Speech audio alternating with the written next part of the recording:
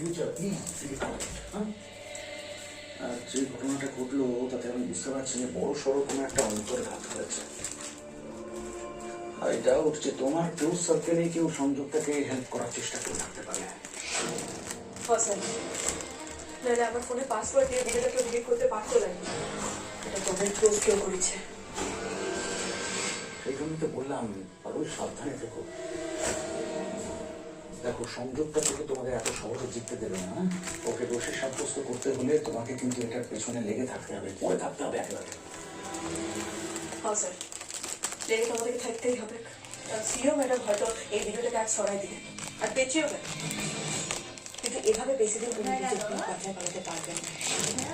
ওনার বাপের ঘর তো পূর্ণ হয়েই এসেছে, একটু হাটে হারিটা ভাবতে হবে, আর সেটা আমি করেই ছাড়ব। আমার তোমাদের উপর আস্থা আছে, সেজন্যই বললাম সেজন্য। আর আজকের এই ব্যাপারটা নিয়ে ভেবো না, আমি বাকি বোর্ড মেম্বারদের সামনে দেবো। আমি আছি তোমাদের সাথে। কি কথা বলতো এটা রিলিট হলো কি করে, কে করলো? টগর। হোয়াট বলছো তুমি? পারো? হ্যাঁ, কাল রাতে খাওয়া দাওয়ার পর যখন আমি ঘরে ঢুকতে যাই তখন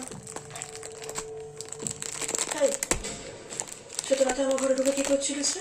আমি আমি আমি ওই আমার স্ক্রিনটা খুঁজে পাচ্ছিলাম না, তাই ভাবলাম তুই নিয়েছিস।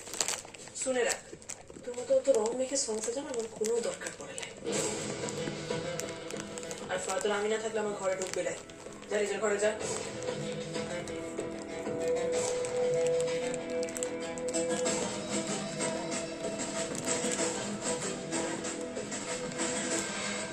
তখন আমি বুঝতে পারি না যে টকর এই কাজটা করবার লিগে আমার ঘরে ঢুকেছিল। কালকে ক্রিম দেওয়ার বাহানায় আমার ফোন থেকে ভিডিওটা ডিলিট করে দিলাম। এখন আমি ভালো বুঝতে পারছি ওই সিরিংয়ের সাথে ওর এখনো দমে খাতে রয়েছে। আর আমার ফোনের পাসওয়ার্ড দেখে নাও তো ওর কাছে এমন বড় কিছু ব্যাপার নয়। তাই আমি শিওর টগরই ওই ভিডিওটা ডিলিট করেছে। মোনা প্লিজ, তুই এবার না এই টগরকে সামলা। ও কিন্তু এবার লিমিট ক্রস করছে, প্লিজ ডু সামথিং। কি করবো তুই বল? কোনোভাবে তোকে সোজা পথ আনতে পারছি না, না বকাবকি করে, না ভালোবেসে।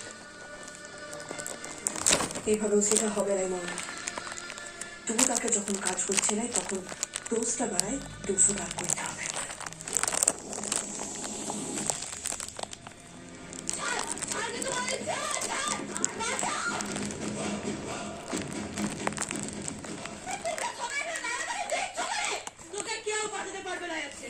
এত বড় সাহস তুই সিরিংয়ের কথায় আমার ফোনে হাত দিয়েছিস?